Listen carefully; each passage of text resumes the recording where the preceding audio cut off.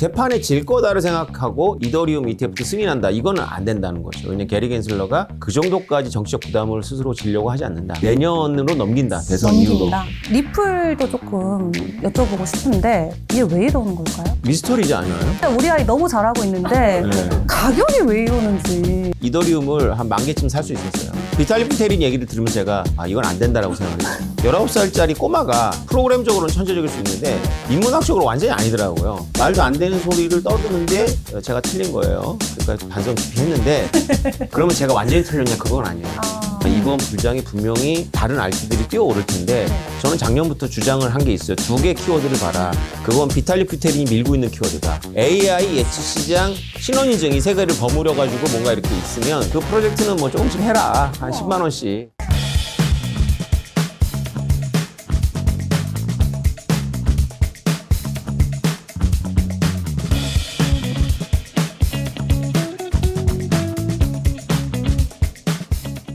빠르고 친절한 코인 이야기. 오늘은 오태민 작가님과 함께 비트코인을 포함한 암호화폐 시장의 전반적인 이야기 조금 나눠보도록 하겠습니다.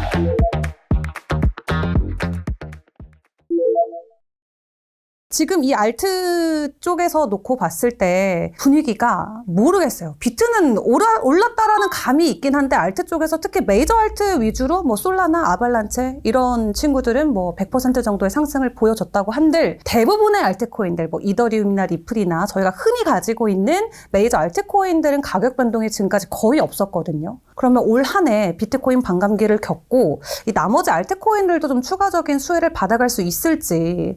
그 만약에 올해 비트코인이 스무스하게 간다면 네. 알트들은 또 요동을 치겠죠. 같이 올라가요? 네. 얼마 전에 솔라나가 폭등했다는 기사를 보고 제가 가지고 있는 솔라나를 팔려고 했는데 제가 산 가격보다 아직 한참 미치더라고요. 아직도 더 미치요? 네, 미쳐서 옛날에 사셨나 보네. 내가 진짜 비싸게 샀구나. 네, 그리고 비싸게 사셨네. 이더는 좋습니다. 이더는 제가 네. 2018년도에 깨우치고 이더에 대해서 내가 너무 홀대했구나. 내가 너무 비트 매치였어. 그래서 네. 반성하고 20만 원에 이더가 20만 원이면 말이 안 되지 해서 막 주웠거든요. 지금 좋겠다. 300만 원이 넘죠. 그러니까요. 그래서 언제 팔지 지금 보고 있습니다. 근데 이더는 심지어 안 올랐잖아요. 안 올라서 이 가격인데 이제 오르면. 두 번째 이제 현물 ETF 주자가 이더리움으로 맞습니다. 지금 네. 떠오르고 있잖아요. 이더리움 전망하시나요? 1월에 이더리움 많이 오르지 않았나요? 그 비트코인 떨어질 때 이더리움 막 50%, 맞아요. 뭐 30% 올른 것 그렇게 같던데. 많이 오르진 않았어요. 한 10%에서 저도 정확한 수치는 기억 안 나는데 간의 기별도 안 오더라고요. 저는. 그게 시장을 지배하는 거예요. 소문에 사서 뉴스에 판다. 그러니까 비트코인은 뉴스가 됐으니까 이제 팔아야 되고 네. 이더는 이제 소문인 거죠. 5월 달이 그쵸, 시한이에요. 5월. 그래서 네네. 5월에 ETF 승인이 될 거다 해서 올랐어요. 네. 그러다가 2, 3주 지나서 저도 하도 많은 분들이 물어봐서 저도 자료를 많이 찾아봤는데 전망이 사살 바뀌다가 지금 약간 비관으로 돌아섰어요. 비관으로? 왜냐하면 이제 제가 보기에 가장 설득력 있는 그 전망은 네. 정치적인 전망을 TD 코엔이라는 저도 처음 들어본 리서치 센터가 워싱턴에 있대요. 네. 냈는데 정치적으로 전망했습니다. 이번에 비트코인 현물 ETF 승인을 2대 1로 승인이 됐거든요. 네. 그 1은 의장이었고 2명은 민주당이 네네네. 뽑은 SEC 의원, 네. 2명은 공화당 SEC 의원인데 공화당은 찬성, 민주당은 반대했었는데 게리 겐슬러는 민주당이 했음에도 불구하고 네. 찬성을 한 거예요. 네. 그래서 아주 가까스로 통과를 했는데 네. 게리 겐슬러가 자기 임기 때 더 짐을 질 생각을 하지 않는다는 거죠. 왜냐하면 비트코인만 해도 여러 차례 거절하고 승인을 했기 때문에 네. 그 시장에 납득을 하고 네네. 그리고 작년에 재판에서 졌기 때문에 또 정가에서 납득을 하는데 네. 이더리움 ETF에 대해서는 지금 재판 결과가 없단 말이죠. 재판에 질 거다를 생각하고 이더리움 ETF도 승인한다. 이거는 안 된다는 거죠. 왜냐하면 게리 겐슬러가 그 정도까지 정치적 부담을 스스로 지려고 하지 않는다. 내년으로 넘긴다. 대선 이후로. 네. 시장에서는 어쨌든 5월 23일인가가 지금 이더리움 이제 예정일인데 작가님은 일단 올해가 아니라 내년으로 아마 좀 승인이 될 것 같다 말씀해 주셨고 리플도 조금 여쭤보고 싶은데 이게 왜 이러는 걸까요? 미스터리지 않아요? 왜 이러는 리플처럼 거예요? 이렇게 많은 사람들에게 관심과 주목과 이렇게 전망도 좋은데. 그리고 펀더멘탈도 너무 괜찮잖아요. 그건 약간 퀘션이 있습니다. 저는 확신하거든요. 아, 그래요? 진짜 우리 아이 너무 잘하고 있는데 네. 가격이 왜 이러는지. 그거는 모든 알트가 갖고 있는 문제인데요. 리플의 소유 현황을 정확하게 알고 계세요? 큰 손들의 초기 투자자들이? 재단이 많이 가지고 있지 않을까요? 리플랩스사가? 그거는 괜찮아요. 네. 그거는 만약에 갖고 있다면 감시가 되니까. 네. 근데 초기에 조금 투자한 사람한테 왕창왕창 줬을 거 아니에요. 그쵸. ICO를 했으니까 얘네는. 카카오가 만든 크레이팅도 네. 다 그런 게 문제 아니에요? 제가 아는 어느 회사가 만든 것도 제 제자가 들어가 있는데 임원들이 다 팔았어 이러더라고.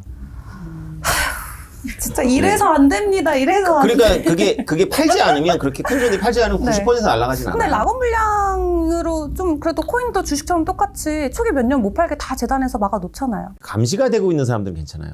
감시가 안 되고 있는 것들이 이제 많다는 거죠. 그게 늘 문제예요. 그래서 알트코인을 볼 때 여러분들이 한 가지 관점을 가져야 되는 건 뭐냐면 일단 알트코인은 되게 어렵습니다. 네. 왜냐하면 비트코인보다 뭔가 나은 거를 주장하거든요. 비트코인 제일 쉬워요. 여러분들이 비트코인을 저만큼 이해한다면 알트로 가도 되는데 비트코인에 대해 저만큼 이해하려면 건대 정보통신대학원에서 한 2학기 들어야 되거든요. 알트는 이보다 훨씬 더 어려운데 우리는 알트라고 그래가지고 여러 개를 동시에 막 쫙 훑단 말이죠. 그쵸. 근데 이게 하나 이슈고 알트는 도덕적 이슈가 다 있어요. 도덕적 이슈는 뭐 사람들이 천사가 아니기 때문에 네. 창시자는 도덕적일 수 있는데 네. 그 창시자를 초기에 도와줬던 분들한테 많이 가 있거든요.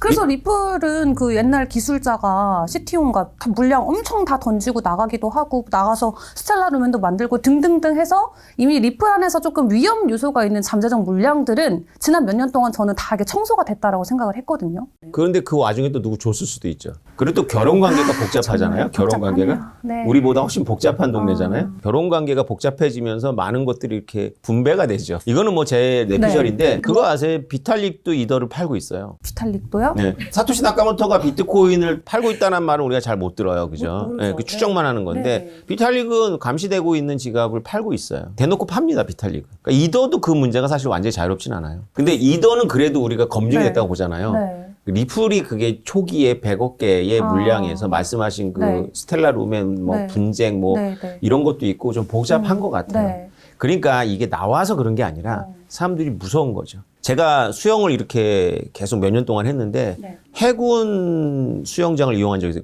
그게 이제 국제 대회 규격이거든요. 네. 거기 아무도 없을 때 제가 이제 군인이었을 때 이렇게 해군 수영장에서 수영을 쭉 하는데 제가 한 몇백 미터 왔다 갔다 하거든요. 수영을 하는데 밑이 갑자기 안 보이는 거예요. 그때부터는 개헤엄이 되더라고. 와, 일단 무조건 살아야 돼. 그쵸. 수영할 줄 알거든요. 네, 네. 아무것도 아닌데 순간 그 공포심에. 그렇죠. 밑이 네. 안 보이니까. 네. 저는 이런 거 아닐까 싶어요. 비트코인보다 네. 더 어려운 것 같은데 좀 이런 메이저 코인 이외에도 여러 가지 코인들이 있잖아요. 뭐 국내 코인들도 있을 수 있고 한데 또 작가님께서 보시는 올해 알트코인들 중에서 조금 얘는 조금 심상치가 않다 아니면 뭐 비트 외에 본다면 이런 쪽 코인들 이런 섹터 뭐 예를 들어 AI가 될 수도 있겠고요. 뭐 여러 가지 섹터들이 있잖아요. 어떤 걸 유망 있게 보시나요? 그러니까 지금까지 우리가 기억하는 네. 그 암호화폐 불장은 2017년 ICO 불장, 그 다음에 네. 2021년 DeFi NFT 불장이었죠. 이 ICO 불장, NFT, DeFi 불장 전부 이더리움과 관련이 있고 구체적으로는 이더리움의 창시자 비탈릭 부테린과 네. 관련이 있습니다. 그래서 저는 비탈릭 부테린을 어떻게 정의하냐면 뛰어난 그 개발자는 물론이거니와 네. 정말 천재적인 마케터다라고 저는 보고 있어요. 이건 욕이 아닙니다. 진심으로 하는 말이고요. 네. 2014년대 한국에서 비트코인 컨퍼런스 열렸을 때 12명의 연사가 한국에서 뽑혔는데 제가 그중 하나였고요. 와. 그때 비탈릭이 19살 때 한국에 왔었죠. 비탈릭하고 저하고 같은 무대에 섰었습니다. 진짜요? 저하고 연이 있고요. 지금도 혹시 같은 무대에 연락하세요? 섰지만은 이제 청중의 숫자가 달랐을 뿐이고. 제가 그때 비탈릭 부테린을 만나지 말았어야 돼. 제가 그때 그 스마트 콘트랙에 대한 19살이었어요. 19살. 네. 이더리움이 나오기 전입니다. 나오기 전에 나오기 전이에요. 2014년 이더리움 나오지 않았어요. 이더리움에 대한 개념만 나왔고 코드만 그래요? 완성되어 있었죠. 그러니까 그때 저는 이더리움을 한 10,000개쯤 살 수 있었어요. 근데 비탈릭 부테린 얘기를 들으면서 제가 이건 안 된다라고 생각을 했죠. 19살짜리 꼬마가 이런 말 죄송합니다. 여러분 꼬마가 프로그램적으로는 천재적일 수 있는데 네. 인문학적으로 완전히 아니더라고요. 말도 안 되는 소리를 막 떠들어요. 말도 안 되는 소리를 떠드는데 그럴 수 있겠다. 제가 틀린 거예요. 그러니까 반성 깊이 했는데 그러면 제가 완전히 틀렸냐 그건 아니에요. 비탈릭 부테린이 꿈꾸는 그 스마트 콘트랙은 아직 안 왔어요. 아직도요? 아직 안 왔잖아요. 오. 그래서 결국 한 게 이제 우리가 알고 있는 2017년 ICO 봄. 이더리움에서 코인 민팅해갖고 네. 토큰 민팅해갖고 막 팔아먹는 거죠. 네. 그러다가 제재 걸렸고 그 다음에 2021년 디파이라는 게 뭡니까? 어. 우리가 보기에는 뭐 탈중앙 파이낸스라고 금융. 거창하지만 네. 이자 농사해가지고 그쵸. 말도 안 일드파밍. 되는 얘기들이었어요. 네. 사실은 뭐 코인을 또 이자를 맞아요. 그런 거. NFT는 좀 약간 다른 얘기인데 섹터인데 네. 아직 갈 길이 멀고. 그래서 우리가 이번 불장이 네. 이제 올해 올 수도 있고 내년에 올 수도 있지만 이번 불장이 분명히 다른 알트들이 뛰어오를 텐데 네. 저는 작년부터 주장을 한 게 있어요. 두 개 키워드를 봐라. 그건 비탈리 부테린이 밀고 있는 키워드다. 하나가 예측 시장. 예측 시장? 예측 시장. 예를 들어서 한국이 이길까 호주가 이길까 이런 거 최근에 나왔잖아요. 여러 개가 있어요. 그 네. 그린 비트코인이라고 해가지고 가격 예측하면은 이자 주고 막 이런 거. 예측 시장이라는 게 이런 스포츠 경기만이 아니라 환율, 날씨, 대통령 선거 그래도 긍정적으로 보시는군요. 그 예측 시장이라고 부르는 것도 역시 비탈릭의 능력이고요. 이거 도박이죠, 도박. 도박이잖아요. 네, 도박 시장. 오. 도박과 관련한 프로젝트가 있다면 네. 괜찮을 거예요. 또 하나가 뭐냐면 비탈릭이니까 또 하나가 신원인증. 신원인증. 월드코인 같은 들어보셨죠? 거? 네. 홍채하고 네. 그다음에 이더리움이 얘기하는 거 이제 SBT 소울바운드 토큰. 그다음에 저도 신원인증에 깊이 관련한 프로젝트를 하고 있어요. 18년부터 유전자 관련해 가지고. 그래서 신원인증하고 예측 시장 거기다가 이제 요새 너무 핫한 AI. AI가 이제 블록체인하고 뭔 상관인지 저는 잘 모르겠으나 마케터들은 상관을 만듭니다. 아, 네, 그쵸. 마케터들 만들어내요. 네. 그래서 AI 예측 시장 신원인증 이 세 개를 버무려 가지고 뭔가 이렇게 있으면 그 프로젝트는 뭐 조금씩 해라. 한 10만 원씩. 왜냐하면 이게 밈이기 때문에 이렇게 폭등을 해요. 그리고 실제가 와. 없기 때문에 꺼질 거예요. 그러니까 남들이 아. 막 돈 벌었을 때 들어가면 안 됩니다. 잘 타요, 여러분들. 네. 시기 잘 타세요. 그러니까 비탈리 피테린이 했던 것들은 이렇게 다 시장을 주도하는데 패션을 주도하는데 네. 남긴 건 없어요. 그런가? 그렇죠. 남긴 게 뭐가 있어요? 이더리움이 지금까지. 우리가 삶이 바뀌었나 이더리움 때문에. 리플도 마찬가지인데 네. 리플이 JP 모건하고 일한다. 그럼 빅딩이 돼요. 리플이 시티뱅크하고 일한다. 빅딩이 될 거예요. 네. 근데 그렇지 않을 거예요. 왜 그러냐면 시티뱅크는 독자적으로 하려고 하고 JP 모건도 독자적으로 코인을 만들고 네. 리플이 하려는 거 모든 거 은행들이 할 수 있거든요. 자기들이 하려고 하니까. 그렇죠. 그래서 이더리움에 과연 구글이 올라탈 것인가 이거 보셔야 돼요. 이더리움에 진짜로 구글이 이더리움을 우린 표준으로 쓸 거야. 스마트 컨트랙 플랫폼으로 한다면 이더리움은 비트코인을 넘어서는 황제가 될 거예요. 왜냐하면 결국 그러면서 부가가치로 가는 거거든요. 네. 지금까지 이 암호화폐는 부가가치 생산하고 무관했습니다. 유행을 선도했을지 몰라도. 근데 진짜로 이제 부가가치가 나와야 돼요. 저는 이제 해석을 이렇게 합니다. 부가가치는 기업이 만들고 기업이 이용할 수 있는 블록체인을 만들어야 된다. 기술적인 문제도 있지만 정부의 눈치, 여론의 압력, 그다음에 어느 기업이 선택하면 다른 기업이 선택하지 않는 문제들, 이런 표준화 문제죠. 이런 문제를 다 고려해가지고 판단을 해야 돼요.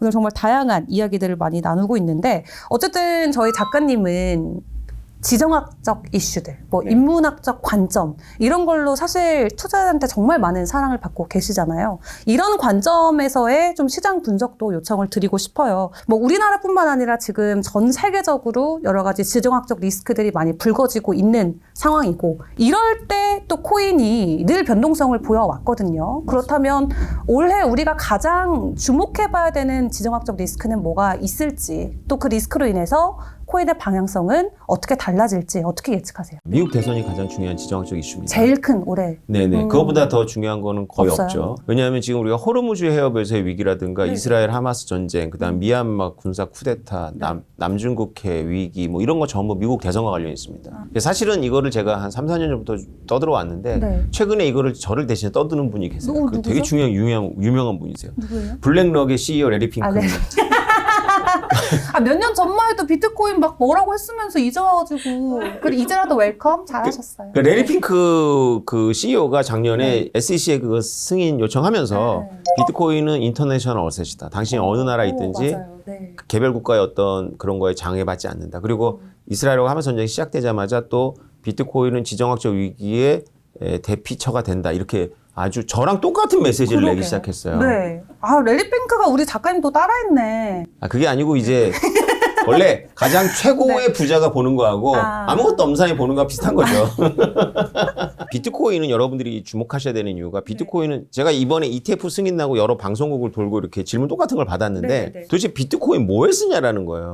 그래서 이건 그쵸. 이게 이 표정 답답하다, 그치. 이 진짜. 표정이 맞는 아니 거고. 그런 질문을 저희는 그런 질문 안 드려요. 그렇죠. 다 작가님. 놀라신 것 네. 같아요. 그러니까 승인 안 될 줄 알았나 봐요. 우리는 진짜. 승인 될 수도 있고 안 될 수도 있다고 봤는데 네. 진짜로 깜짝 놀랐나 봐요. 그래서 이거 뭐에 쓰는 건데 미국이 승인하냐 이런 건데 여러분 잘 들으십시오. 네. 비트코인은 지정학적 위기에 빠진 그 개인들에게는 이거는 대체제가 따로 없습니다. 필수 불가결하고 그 증명이 언제 됐냐면 러시아가 우크라이나를 침공했던 2022년 2월, 3월에 증명이 됐죠. 우크라이나 가장들이 폴란드로 가족들을 보낼 때 쥐어 보낼 수 있는 게 식량 조금밖에 없었던 거예요. 네. 친척들이 외국에서 비트코인이나 이더리움으로다가 송금을 해주고 그거는 받을 수 있었던 거죠. 그거는 뭐 증명된 사실입니다. 네. 앞으로 우리가 대선을 앞두고 지정학적 이슈가 계속 불거질 거예요. 왜냐하면 트럼프 대통령이 될 것 같잖아요. 그런 전망이 분위기가 많죠. 그렇죠. 네. 트럼프가 안 되더라도 지금 트럼프짐이 미국을 지배하고 있어요. 트럼피즘이라는 걸 쪼리면 뭐 하냐면 아메리칸 퍼스트라는 말을 우리는 착각하고 있었는데 네. 미국이 세계 관여를 하지 말라라는 거예요. 트럼프를 지지하는 사람들의 지금 구호가 뭐냐면 우크라이나에 가서 하지 말고 여기 남쪽 국경 막으라는 거예요. 국경. 미국은 완전히 뚫어놓고 왜 남의 나라 가고 고생을 하냐 이거. 그런 의미군요. 그렇죠. 이게 트럼피즘이에요. 그리고 이게 설득력이 있다는 게 중요한 거예요. 이게 미국의 메조리티한테 이게 지금 굉장히 설득력이 있어요. 그 얘기는 뭐냐면 미국이 중동에 관여 안 한다는 거예요. 이스라엘 보고 야 그렇게까지 하지 마. 이런 얘기는 하는데 옛날처럼 이스라엘을 팔을 뒤로 비틀고 막 이런 일을 안 해요. 오. 그러니까 이스라엘이 막 한다? 뭐 이렇게 하니까 이게 점점 없어지지 않고 1차 세계대전 때처럼 확전돼 가고 있잖아요. 못 느끼시겠어요? 막 중동판 전체가 지금 흔들리고 있어요. 네네네. 누구 문제겠어요, 이게? 이란도 붙고 어디도 붙고. 그렇죠. 네. 이게 미국 문제가 아니에요. 왜냐면 미국은 석유 나와요. 석유를 그쵸. 수출합니다. 네네. 여기서 석유 받아야 될 대만, 일본, 중국, 우리나라의 문제예요. 미국의 트럼프 대통령이 당선되면 여러분 기대하셔야 됩니다. 우리나라 좌우 갈등이 없어질 거라고 저는 전망해요. 우리나라 통합돼요, 통합. 왜냐하면 살아남아야 되니까. 바로 없어질 거라고 저는 보는데요. 밖에 거대한 적이 있으면 우리 내부적으로의 분열이 오히려 없어진다. 그렇죠. 우리가 단합을 한다. 그렇죠. 트럼프 오. 대통령이 던지는 메시지는 그럴 거예요, 아마. 중동 문제 그거 니네 문제야. 중국 문제 그것도 니네 문제잖아. 북한에 그거 우리 문제 아니야. 네 문제야. 아메리카 퍼스트가 어떻게 보면은 정말 그 자국주의라는 것 자체가 진짜 외부 이슈들로부터 철저하게 더 이렇게 방관하는 그런 분위기를 조성할 수가 있겠네요. 서방이 막 노벨 평화상까지 주면서 아웅산 수지 여사를 이렇게 띄웠잖아요. 네. 군부 쿠데타가 미국 대선과 맞춰서 일어났어요. 미국이 뭐 했나요? 아웅산 수지 풀어줘라 뭐 하나요 지금? 이거는 뭐 지금 코인이 문제가 아니라 우리나라가 지금 바뀌게 생겼네요, 지금. 그래서 이런 위기가 전 세계에서 곳곳에서 터져요. 챕터가 바뀌니까 지정학적 네. 판이 바뀌니까. 네네. 우리나라에서 안 터지더라도 비트코인 가격은 오르겠죠. 왜냐하면 이제는 부자 나라에서 한번 터집니다. 부자 나라에서 한번 터지면 슈퍼 리치들은 비트코인을 믿어서가 아니라 모빌리티가 있는 자산을 좀 갖고 있어야 돼요. 원래 여태까지 슈퍼 리치들은 국경을 경비행기에 금괴를 넣어서 옮겼어요. 네. 근데 그건 평화시기에 가능한 거고요. 네. 전쟁이 이렇게 긴박해지면 다 타겟이 되겠죠? 네. 그 방법은 안 돼요. 은행망은 당연히 봉쇄되고. 편리성이 사실 코인의 정말 큰 장점인데 이게 양면이 있잖아요. 그래서 장펑자오도 그래서 쫓겨났고 테러 자금에 일조했다. 왜 방관했냐. 그러니까 이게 사실 좋은 쪽으로만 가는 게 아니라 이런 불법 자금으로도 동시에 사실 사용이 되는 거기 때문에 오히려 미국 같은 국가 입장에서는 그래서 더 막아야 된다 이런 입장도 사실 있긴 하잖아요. 그렇죠. 그래서 제 지인들 중에 공부하신 분들이 지난 10년 동안 비트코인을 안 산 거예요. 다 설득이 됐는데 그 논리. 미국이 가만두지 않을 것이다라는 그러니까. 논리에서 막히더라고 지식인들은. 그래서 이번에 ETF는 단지 1,000억 달러가 들어오니 많이 이런 이슈가 아니에요. 이 질문 이제 안 하죠. 반론이 없어졌죠. 미국이 그거 막을 거다라는 말을 어떻게 하겠어요. ETF가 승인된 마당에. 기자님이 제기한 바로 그 문제 때문에 비트코인은 슈퍼리치들한테도 이용이 되지만 세금을 포탈하려고 하는 사람들도 텍스 헤븐으로 사용할 거고 미성년자 포르노나 이런 금지된 것들을 하는 돈을 자금 세탁하는 데 사용될 거예요. 네. 그다음에 테러 자금도 할 거예요. 네. 이거를 금지하는 게 능사가 아니라는 걸 미국은 아는 거죠. 그게 이번에 ETF로 나온 거고 이거를 빨리 제도화해야 된다. 오히려 적극적으로 제도화할 거예요. 그래서 여러분들이 이런 지금 가격이나 네. 미국에서 보이는 제수처에 속으면 안 돼요. 어. 세력들의 심리전에 말린 거라고 저는 봐요. 과감하게. 절대 비싸게 안 삽니다. 사야 되기 때문에 겁을 주는 거죠. 아까 밑이 없는 수영장을 기억하세요. 개미들은 그런 거에 당하더라고요. 여러분 기억하세요. 오늘 작가님 비트코인 가격 딱 3번 말씀하셨거든요. 1억, 2억, 5억 말씀하셨습니다. 지금 개당 가격 5천 미만이죠? 네. 자, 5천 미만, 6천 미만. 6천 미만. 네네. 네. 비트코인을 투자한 사람과 그렇지 않은 사람의 미래 어떻게 달라질 것인가 그리고 투자를 하는 사람들에게 조금 조언의 말씀을 주신다면은 제가 뭐 방송에서 한두 번 얘기했는데 제가 10년 전에 비트코인 강했다라는 책을 쓸 때 네. 그림을 그리신 분이 계세요. 그림이요? 예, 그림은 같이 넣었거든요. 박쥐 그림이라고 가지고. 아, 그분 네네. 지금 거의 예술가가 됐습니다. 오. 그 원래 예술가가 아니셨는데 예술가가 됐죠. 왜냐하면 비트코인 갖고 계시거든요. 그때 이제 저한테 설복이 되셔가지고 제가 이제 시리아 내전 상태에서 난민들이 막 국경을 넘었어요. 네. 그래서 이거 비트코인이 아무것도 아닌 것 같아도 세계에서는 어디선가 전쟁이 일어나고 네. 가장은 가족들이라도 국경을 넘기를 바라는데 그지된다 외국 가면 부동산 갖고 못 가잖아. 그지를 면하게 하려면 자산이 넘어가야 되는데 넘어가는 자산 비트코인밖에 없다. 설득이 돼갖고 그쵸. 이분이 사셨어요. 와. 이제 지역적 자산이기 때문이라는 얘기가 아니라 네. 그분은 10년 전에 사셨잖아요. 그리고 지금 예수가의 삶을 살고 계시거든요. 10년 전에 제 말을 듣고 비트코인을 샀다면 이제 경제적 자유를 얻으셨죠. 네, 네. 그럼 이제 이런 게 질문이 들어올 거예요. 지금 사도 늦지 않았냐? 그러니까요. 늦었죠. 왜요? 5억 간다고 하셨잖아요. 그러니까 비트코인 늘 늦었어요. 늘 그때도 늦었어요? 늦었어요. 저는 2014년도에 발견하고 제가 늦었다는 걸 알았어요. 2012년도면 제가 비트코인 1000개쯤 살 수 있었어요. 뭐 몇만 원이니까요. 저는 확신이 있었고 여러분들이 늦었다면 계속 늦은 거예요. 지금도 그래서 늦어가지고 사람들이 외면하죠. 그 외면하면 어떤 일이 벌어지냐면요. 치통이에요. 치통 치과 가기 싫잖아요. 안 갈 수 있나요? 잊을만 하면 아프잖아요. 네. 그래서 결국 가잖아요. 여러분들이 지금 비트코인 안 살 수 있어요. 근데 결국 사게 됩니다. 제 주변을 보면 그래요. 근데 언제 사냐 하면 고점에 사더라고요. 단기 고점. 늘 단기 고점에. 그리고 고통을 당하더라고요. 그리고 팔고 또 단기적으로. 근데 그쵸? 그때 고통을 당한 사람이 복 받은 사람들이에요. 고통 당하면서 공부하더라고요. 그래서 다음번에는 그보다 훨씬 뛰어넘죠. 그래서 그럴 수밖에 없나 봐요. 그래서 여러분들이 비트코인 투자하신다면 저도 한 실수인데 저도 2014년 3월에 깨닫고 4월에 편당 50만 원에 샀거든요. 네. 3주 동안 저도 나름대로 분할 매수한다고 3주 동안 분할 매수했어요. 아내 모르게 제가 가지고 있는 모든 돈을 3주 동안 너무 못 견디겠더라고. 막 천천히 샀어야 되는데 3주 동안 분할 매수를 하고 반토막 됐어요. 아이고. 그리고 1년 반을 미끄러지더라고요. 아이고. 여러분들이 비트코인을 사면 다음 달에 지금은 그럴 가능성은 없는데 다음 달에 반토막 날 수 있다는 각오로 사셔야 돼요. 그럼에도 불구하고 견딜 수 있거든요. 네. 예. 지금 막 폭등 장세가 아니기 때문에 지금 반토막 보는 건 좀 그렇고 뭐 많이 조정당하면 20% 조정 되더라고요. 알트들은 반토막이 되던데 비트는 그렇게까지는 안 돼요. 근데 폭등 장세에서 여러분들이 잡으면 네. 반토막 훨씬 더 가요. 늦었다고 생각할 때가 늦은 겁니다. 네, 지금 사셔야 돼요. 들으셨죠? 자, 이렇게 오늘 너무 주어진 시간 안에 저희가 다루지 못한 이야기들이 너무 많아서 한 번 더 나와주셔야 되지 않을까? 네, 알겠습니다. 나와주시면 네, 알겠습니다. 네, 감사합니다.